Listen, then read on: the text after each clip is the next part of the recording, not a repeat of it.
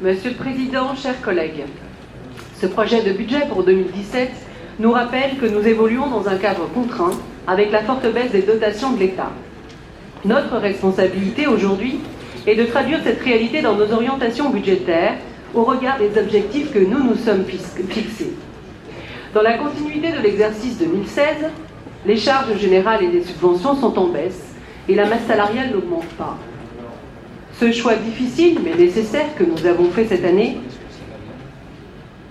et notamment celui au niveau de la restructuration de la dette toxique, nous a ainsi permis de sécuriser, je vais dire au mieux, au moins pire, notre endettement et produit des effets bénéfiques sur le montant de nos charges financières. Ces efforts de rationalisation sont payants. Ils nous permettent de contenir à la fois le choc de la baisse des dotations, mais aussi le dynamisme de nos dépenses sociales obligatoires, revalorisées hors notre décision.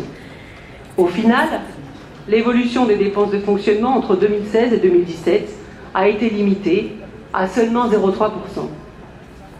Après 2 années d'exercice budgétaire de la métropole, nous disposons désormais d'un certain recul. Ce budget 2017 vient confirmer notre capacité à relever ce double défi, qui est d'une part d'assumer les compétences historiques du Grand Lyon, et d'autre part les nouvelles missions héritées du département, dans de bonnes conditions, en préservant notre capacité à dégager des marges d'investissement.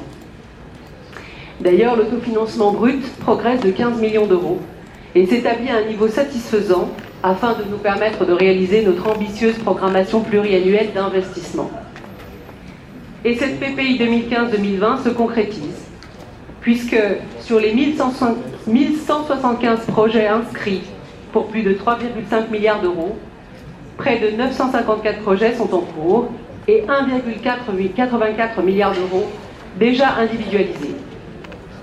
Assurer pleinement nos compétences nous a conduit à définir notre propre politique métropolitaine sur un certain nombre de champs d'action stratégiques, et qui sont nombreux. C'est par exemple la mise en œuvre de notre schéma de développement économique adopté cette année. Notre agglomération s'inscrit d'ores et déjà dans une dynamique positive, tant en matière d'implantation d'activités et d'entreprises qu'en matière de tourisme et d'attractivité. Les résultats obtenus jusqu'à présent montrent qu'une politique volontariste porte ses fruits. Afin de renforcer le positionnement de notre agglomération dans les années qui viennent, il est indispensable d'accompagner les efforts engagés en mobilisant les nouveaux leviers identifiés dans notre schéma directeur. La métropole avance également en matière sociale et notamment en matière d'insertion et d'emploi.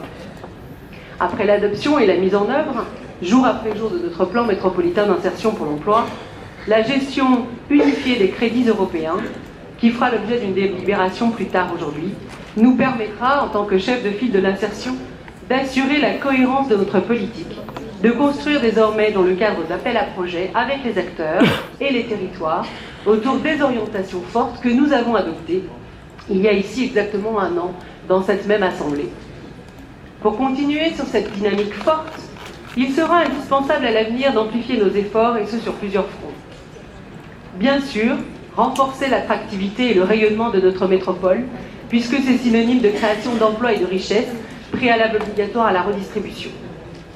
Améliorer aussi l'efficacité de nos politiques publiques, impliquant parfois la nécessité de procéder à des réarbitrages pour un certain nombre d'actions qui pourront être réorientées en fonction des résultats obtenus. Et c'est aussi la poursuite de la mise en œuvre du chantier marge de manœuvre, avec ses 175 millions d'euros d'économies prévues sur la durée du mandat. Sur ce point, notre collectivité doit se montrer exemplaire et encourager pleinement les innovations offertes, notamment par le pacte de cohérence métropolitain, qui propose des modes renouvelés de collaboration entre nos collectivités pour réaliser des économies de gestion, à l'image des plateformes de services. Aujourd'hui, l'adoption du rapport d'orientation budgétaire 2017 de notre métropole est l'occasion de débattre de ces grandes orientations. Les élus du groupe CIMEX saisissent cette occasion pour réaffirmer les principes d'action que nous défendons.